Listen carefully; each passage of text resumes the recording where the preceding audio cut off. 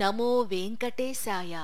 కలియుగ ప్రత్యక్ష దైవం శ్రీ వెంకటేశ్వర స్వామి కొలువై ఉన్న తిరుమలలో మంగళవారం రథసప్తమి ఉత్సవాన్ని అత్యంత వైభవంగా నిర్వహించారు.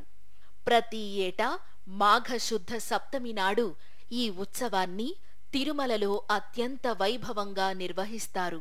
ఒకే రోజున శ్రీ మలయప్ప స్వామి సూర్యప్రభ, చిన్నశేష, గరుడ, హనుమ, కల్పవృక్ష, సర్వభూపాల, చంద్రప్రభ వాహనాలపై ఊరేగుతూ భక్తులను అనుగ్రహించడం విశేషం. ఈ ఉత్సవాన్ని అర్ధబ్రహ్మోత్సవం, మినీ బ్రహ్మోత్సవం, ఒకరోజు బ్రహ్మోత్సవంగా పిలుస్తుంటారు. రథసప్తమి పర్వదినాన్ని తిరుమలలో క్రీస్తు శకం 1564 నుండి జరుపుతున్నట్లుగా శాసనాధారాలు ఉన్నాయి.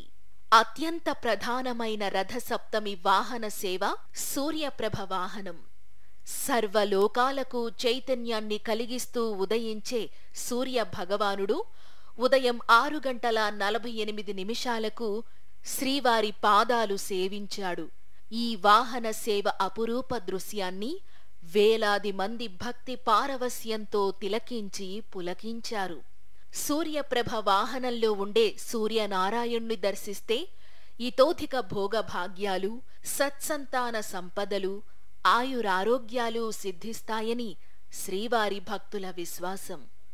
భక్తుల మనోరథం మీద స్వామివారి వాహన సేవ వైభవంగా సాగింది.